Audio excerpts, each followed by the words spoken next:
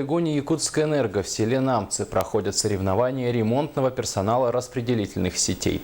В течение нескольких дней команды электромонтеров сражаются за звание лучшей бригады. В задачу команд входит оперативное выполнение заданий с соблюдением всех норм безопасности.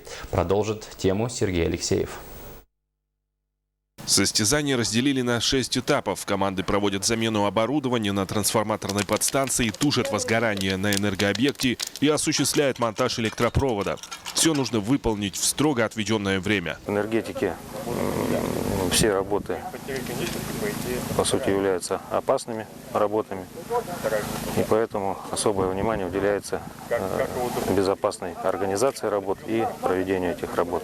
На освобождение пострадавшего от электрического тока отводится не более 5 минут. За это время команде нужно обезопасить зону действия, спустить пострадавшего, его роль выполнил манекен и, конечно, оказать ему первую помощь.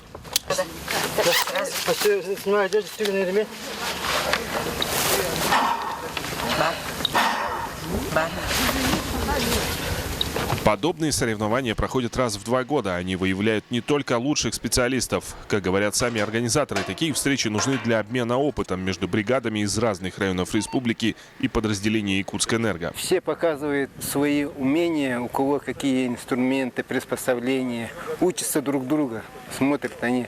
Главное и показывают свои знания, правила.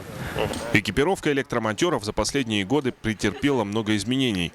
Она стала сложнее и дороже, но в то же время и намного безопаснее.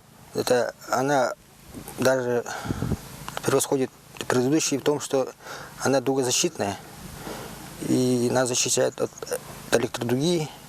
Кроме командного зачета, судьи выявят специалистов в 3 номинациях: лучший мастер, лучший электромонтер и лучший производитель работ. Сергей Алексеев, НВК «Саха», Намский Улус.